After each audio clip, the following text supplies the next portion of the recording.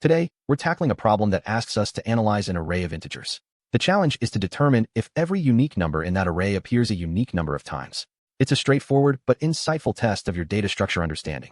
Given an array of integers, our task is to return true if and only if the number of occurrences of each value in the array is unique.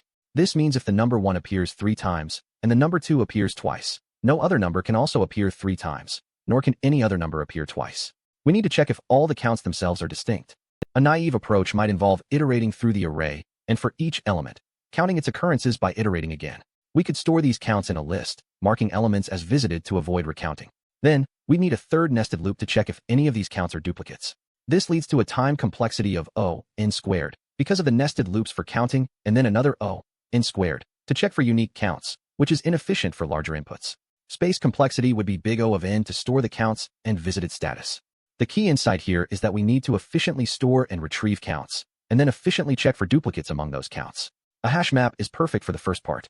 We iterate through the input array once, populating a hash map, where keys are the numbers from the array and values are their frequencies.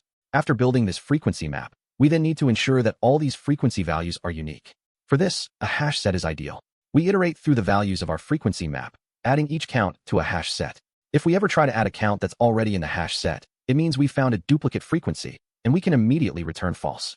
If we successfully add all counts to the hash set without finding duplicates, we return true. Let's trace this with the example array 1, 2, 2, 1, 1, 3. First, we declare a hash map. We iterate through the input. For 1, the map gets 1 mapped to 1. For 2, map gets 2 mapped to 1. Next 2, maps 2 becomes 2. Next 1, maps 1 becomes 2.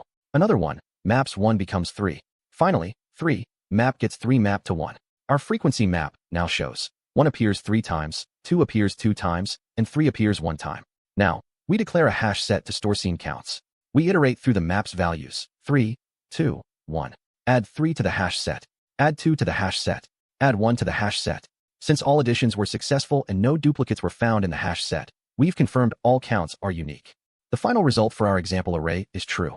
This is because the counts 3, 2, and 1 are all distinct, meaning each unique number in the original array appeared a unique number of times. You'll spot this pattern when a problem asks you to count occurrences of elements and then perform an operation or check on those counts. Anytime you need to track frequencies of items, think hash map. When you need to check for uniqueness among a collection of values, a hash set is your go-to. The time complexity is big O of n due to 2 single passes over the data. The space complexity is big O of n to store both the frequency map and the set of unique counts. This pattern of using a hash map for frequency counting and a hash set for uniqueness checks is incredibly common. Try the next problem using the same approach. Don't forget to like and subscribe for more DSA insights.